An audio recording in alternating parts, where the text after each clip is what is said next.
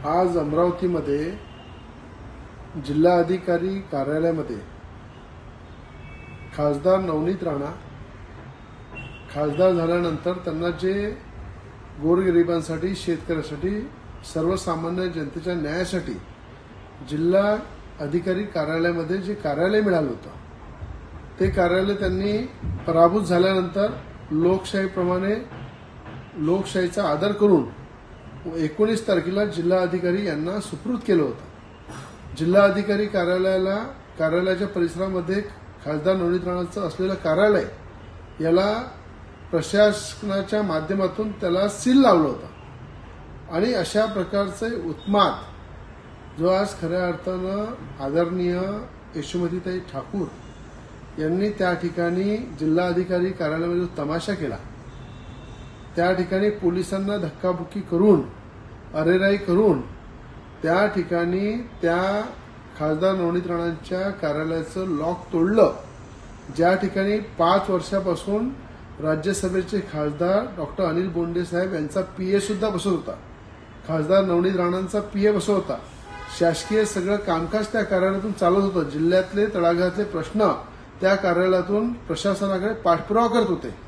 त्या कार्यालयाला तोडून त्यांनी जो ताबा घेतला, ताबा घेताना ज्या पद्धतीनं जिल्हाधिकारी कार्यालयामध्ये तमाशा करून त्यांच्यामधला अहंकार, जो बळवंतजी वानखडे हे मागासवर्गीयांचे खऱ्या अर्थानं मागासवर्गीय सगळ्या जनतेने त्यांना जो भरभरून आशीर्वाद दिला, बळवंतजी वानखडे खासदार आहे आमच्या जिल्ह्याचे आणि त्या खासदारांच्या खऱ्या अर्थानं मुस्लिम बांधवांनी, दलित बांधवांनी, अनेकांनी त्यांना ताकद देऊन त्या ठिकाणी हा मान मिळवून दिला।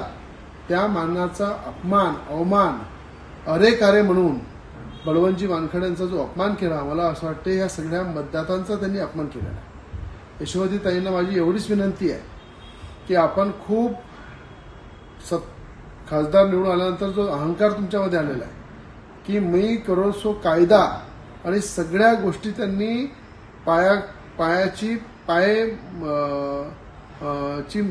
पायाखाली घेतले, उधळलेले आहे आणि वारंवार ते आपल्या जिल्ह्याच्या खासदाराचा अपमान करतात, नवनीत राणांचा अपमान करतात, नवनीत राणांचा विरोध करतात, त्यांचा राग करतात, इथपर्यंत मी समजू शकतो।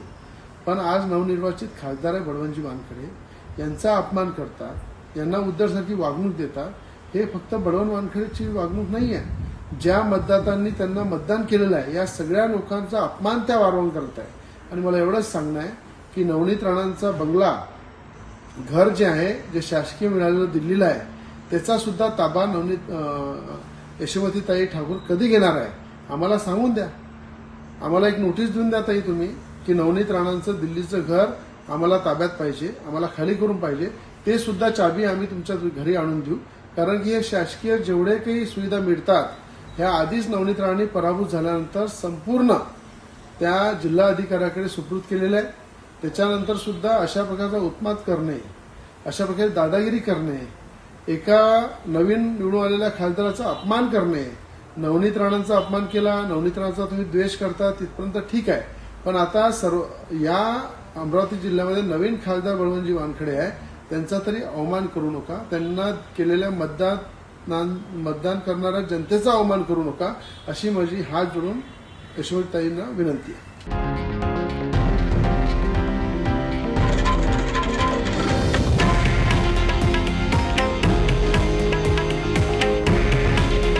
हे आहे देशातील नंबर 1 न्यूज नेटवर्क आणि आपण पाहत आहात TV9 मराठी। काळजी तुमची, हित महाराष्ट्राचं।